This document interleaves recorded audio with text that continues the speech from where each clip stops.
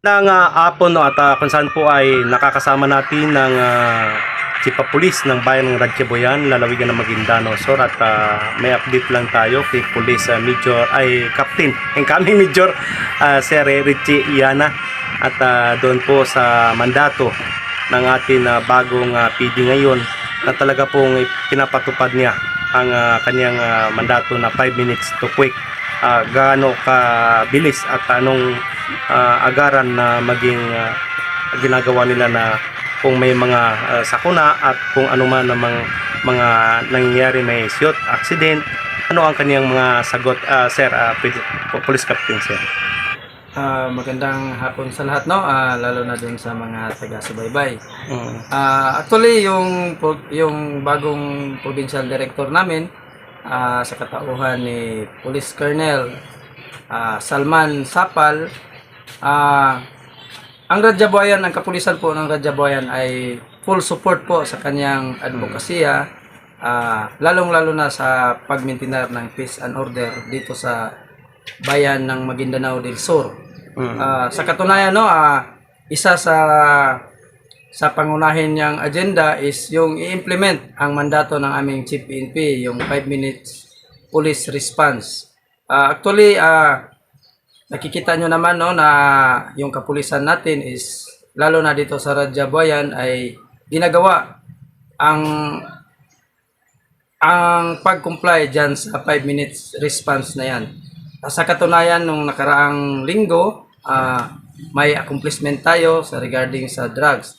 Itong accomplishment na ito ay bunga po ito sa police response ng ating kapulisan, na yun nga, dahil doon sa hangarin natin na lahat ng tawag ng community regarding police response, mapaaway, anumang mga insidente na nagaganap dito sa bayan ng Ratchaboyan, ay atin agad itong tutugunan. So, yun na, no, sa katunayan, may concerned citizen na nag-inform sa atin. Yun nga, isa sa pinapasalamatan ko sa mga komunidad ng Ratchaboyan is yung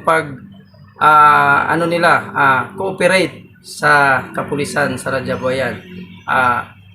Ito din 5-minute response na ito, mapaabot namin ito sa community dahil sa aming programa din sa Ratchaboyan na nagkakalat kami ng mga hotline numbers ng aming station. So, sa mga barangays, schools, may pinapaskil kami gamit yung stickers na naglalaman ng aming hotline numbers dito sa Ratchaboyan. 24/7 po yan, pwedeng tawagan kung anumang mga kailangan sa kapulisan.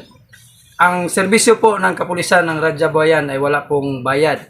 So, huwag kayong magdalawang isip na tumawag sa kapulisan ng Ratchaboyan para matugunan ang anumang problema at maiwasan din natin ang posibleng mangyari na hindi maganda. So, yun nga ang programa ng aming provincial director na sa peace and order is to prevent and control crimes. Yun talaga ang mandato namin. At kung may mangyari man talaga na hindi natin maiiwasan, ay doon naman tayo sa solusyon. So, kailangan nating masolusyonan ang problema. So, yan na po sa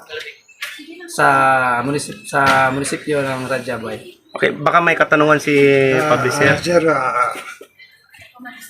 doon po sa nasabi yung 5 minutes to respond. Nangyari na ba yun dito sa Ratchaboyan, sir? Yes sir. Katunayan, last week yung accomplishment natin sa drugs. So, may nahuli tayo na 2 individual. Magkahiwalay po yan na operation.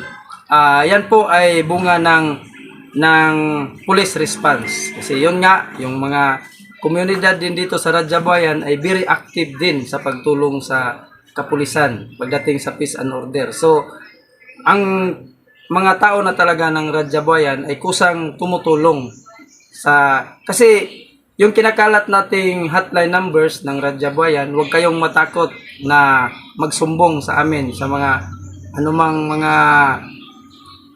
illegal na activities, kasi rest assured na yung mga identification ng mga nagsusumbong is maprotektahan at hindi natin siya, it is confidential.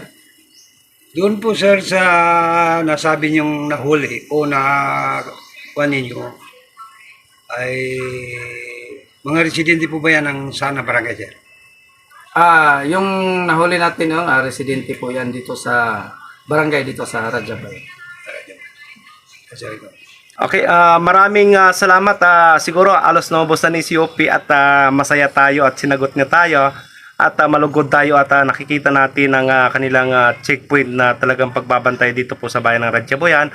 Any parking wall sa atin mga community sir na lalong ika nga ay yung sabi nyo ay talagang tumutulong sila sa ating kapulisan. Baka may mga parking walls kayo na lalong bibigay nila kung ano man ang maging sakuna at alam po natin na may mga motor noon na mga karnaping ay dito ang Ratchaboyan ng MPS ay nasusolve nila lalong-lalo na sa anuman sakuna dito sa bayan ng Ratchaboyan bilang kayo yung Chief of Police sir.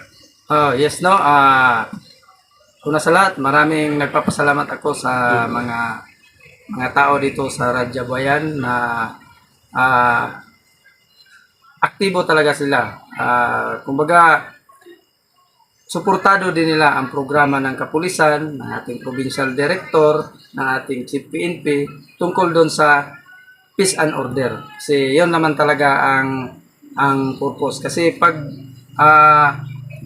ano yung peace and order ng ating munisipyo is ito ay nagbubunga ng mapayapang buhay. Libre tayong kumilos sa ano natin. So ang sa mga tao naman sa Ratchaboyan is very active.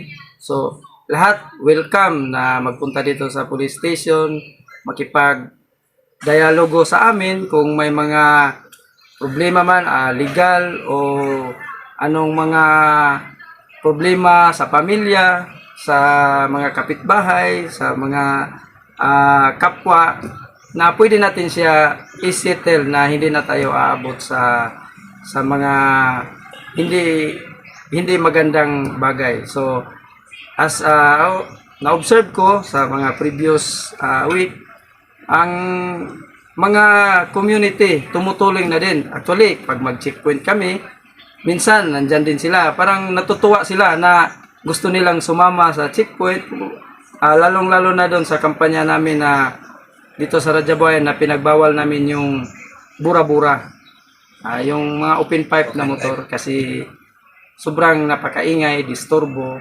So dinadahan-dahan namin na sa ngayon bihira na lang, napapansin nyo kung magtambay kayo dito, bihira na lang talaga yung dumadaan na ganyan, na mga open pipe. So yun, sa community ng Ratchaboyan, huwag kayong magsawang magsuporta sa kapulisan. Yun, inuulit ko, ang serbisyo ng kapulisan is libre po yan.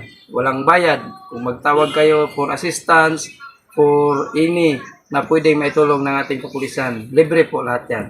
So, yan po ang naging tinig ni Police Police Captain RG Iyana at ito po ang atin nakikita at napakaganda po ang kanilang pag-unity at kung saan man po ay katulad po nung sinabi niya ang mga civilian dito bagkos kahit nasa Lola area o sa liblib po ang bayan ng Ratchaboyan at marami rin dito ang lolis at ang ating mga civilian dahil sa kanilang malapit sa puso ng civilian ay minamahal sila ng taong bayan. Mabuhay kayo sir, I salute you. Sana po tuloy-tuloy ang inyong pagtulong to serve, to protect sa ating mga kababayan dito po sa bayan ng Ratchaboyan.